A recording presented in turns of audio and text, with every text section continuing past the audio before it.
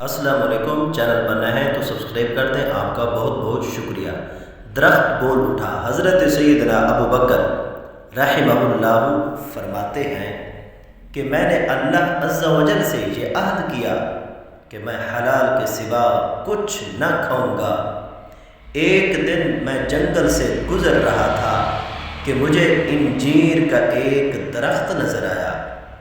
میں نے کھانے کے لیے جو ہی اس کی طرف ہاتھ بڑھایا تو درخت بول اٹھا اور کہنے لگا، اپنا وعدہ پورا کرو اور مجھ سے نہ کھاؤ، کیونکہ میرا مالک یہودی ہے۔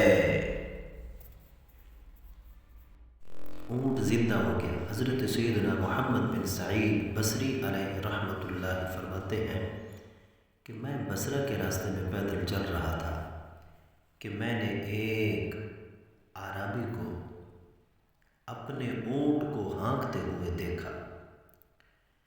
میں اس کی طرف متوجہ ہوا تو کیا دیکھتا ہوں کہ اچانک اونٹ گر کر مر گیا اور وہ شخص اور کجاوا گر گیا۔ تو وہ اعرابی اللہ عز و جل کی بارگاہ میں عرض کرنے لگا، اے تمام اسباب کو پیدا کرنے والے اور ہر طلبگار کی طلب کو پورا کرنے والے، مجھے اس حالت پر لوٹا دے۔ تو کیا دیکھتا ہوں کہ وہ اونٹ دوبارہ اٹھ کھڑا ہوا اور وہ شخص اور کجاوا بھی اس کے اوپر ہو گیا۔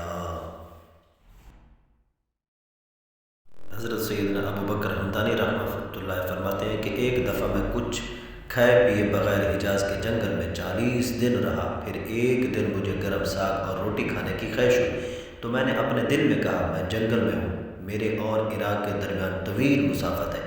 ابھی میری بات بھی پوری نہ ہوئی تھی کہ میں نے ایک اعرابی کو دور سے یہ ندا دیتے ہوئے سنا، اے گرم ساگ اور روٹی کی خواہش مند۔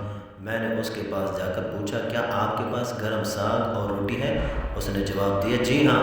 پھر اس نے چادر بچھا کر روٹی اور ساگ نکالا اور مجھے کھانے کو کہا۔ میں نے کھا لیا۔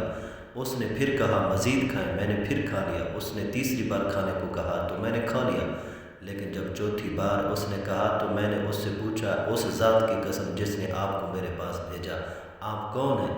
تو اس نے جواب دیا، میں خضر علیہ السلام ہوں۔ پھر وہ غائب ہو گئے۔ اس کے بعد میں ان کی زیارت نہ کر سکا۔ صبر کرتے تو قدموں سے چشمہ جاری ہو جاتا۔ حضرت سیدنا عبداللہ بن حنیف علیہ رحمۃ اللہ فرماتے ہیں کہ میں حج کے ارادے سے جب بغداد پہنچا تو میری حالت یہ تھی کہ لگاتار 40 دن تک کچھ نہ کھایا اور نہ ہی وہاں حضرت سیدنا جنید بغدادی رحمہ اللہ تعالی کی بارگاہ میں حاضری دی۔ پھر میں ایک کنویں پر پانی پینے کی غرض سے گیا تو وہاں ایک ہرن کو کنویں کے اوپر دیکھا جو کہ پانی پی رہا تھا۔ میں بھی بہت پیاسا تھا۔ جب میں ہرن کی جگہ کنویں کے قریب ہوا تو وہ مجھے دیکھ کر بھاگ گیا۔ جب میں نے کنویں میں دیکھا تو پانی کنویں میں نیچے تک تھا کہ نکالا نہیں جا سکتا تھا۔ تو میں یہ کہتے ہوئے چل دیا کہ اے میرے مالک و مولا عز و جل، میرا مرتبہ اس ہرن کے برابر بھی نہیں۔ تو مجھے پیچھے سے ندا دی گئی، ہم نے تجھے آزمایا تھا لیکن تو نے صبر نہ کیا، اب واپس جا اور پانی پی لے۔